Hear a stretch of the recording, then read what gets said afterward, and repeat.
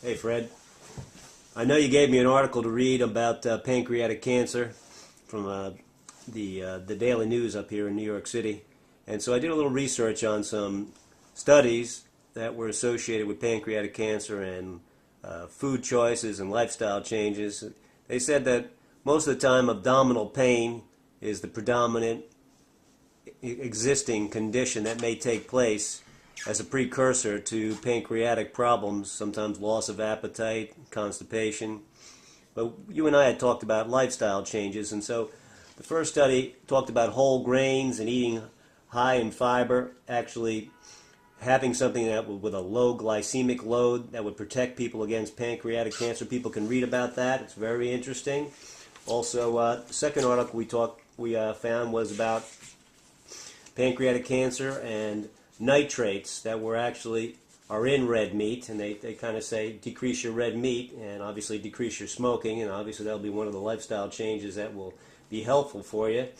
And also another article that we found in here that spoke to about vitamin D intake and helping people that with a risk that may have a risk for pancreatic cancer. So there's a lot of studies out there now that just basically say, even the last one we have up there, which is consumption of sugar and sugar-sweetened foods, increase your risk of pancreatic cancer. Another lifestyle, it says people who drink soft drinks twice a day have more than 90% risk of getting cancer in the pancreas.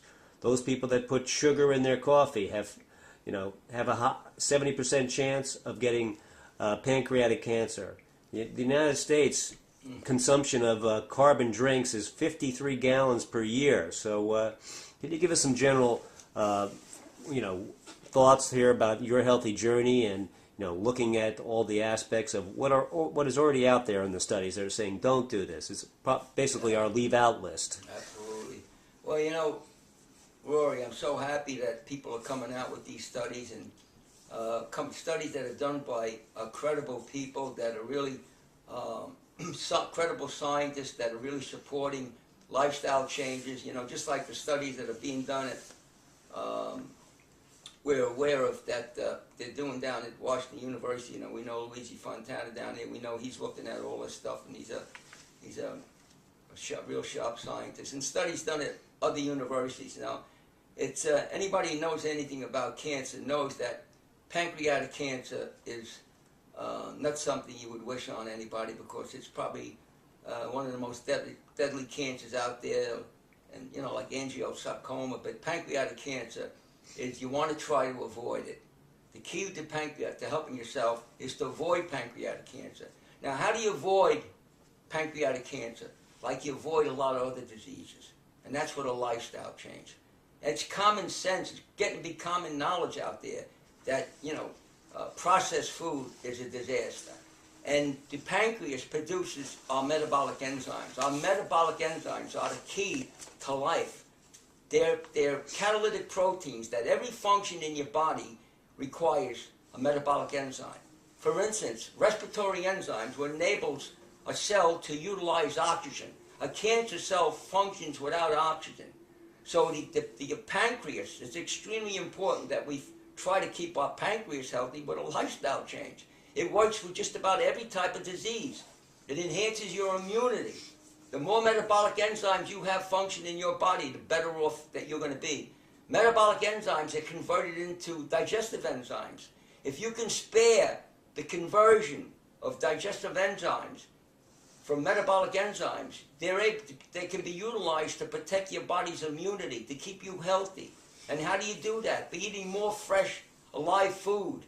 And by, my personal belief is by taking digestive enzymes, systemic enzymes.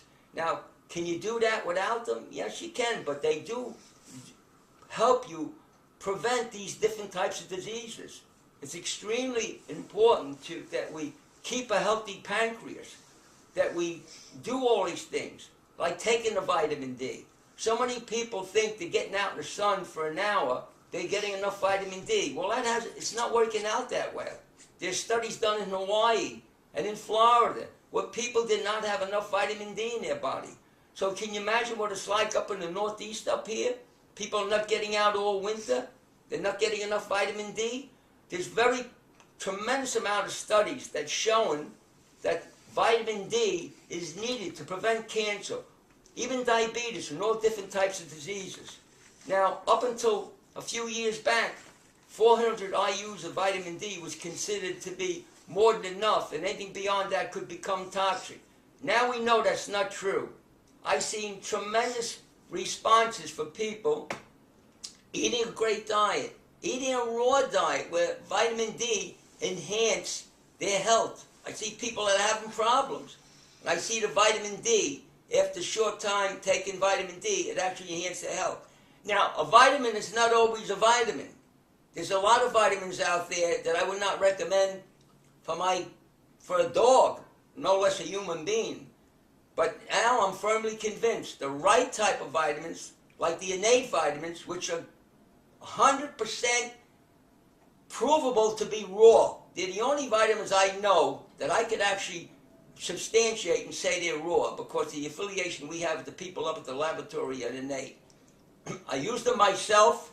I didn't use them for the first 30 years. It made a difference. At this point in my life, they're very, very important for the people I treat, and even my own family and myself. Now, I'm not pushing anything. I'm not trying to sell anything. That's not the way I do things.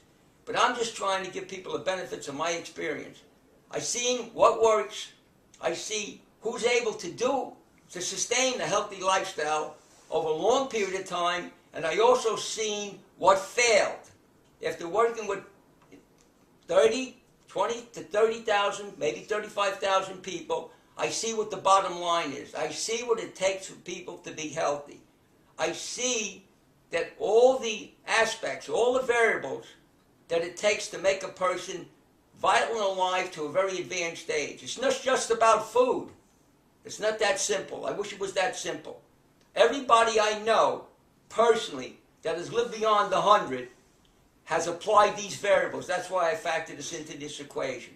All the people I know that are beyond 100, none of them are 100% raw. Now, I'm not knocking a raw diet. I'm living that way myself. I do eat a 100% raw food diet.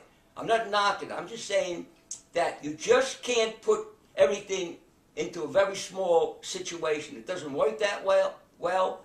So I just want to be able to make people see more of the variables, to see how this really does work. I'm not a dogmatic guy. I try to focus on the truth. I want to reach as many people as I possibly can with the truth.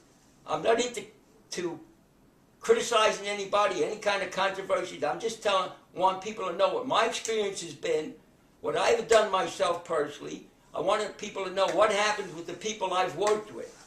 And I've seen some fabulous results come from people that could not do what was thought to be the perfect thing, that understood all the variables, applying all the different aspects of helping a person develop a healthy lifestyle and get the results that we're looking for. Thank you. Thanks a lot. And check out on the website. We have the innate products. They're very good. Make up your mind and come on, read it. And check out the website, www.fredbisciforhealth.com.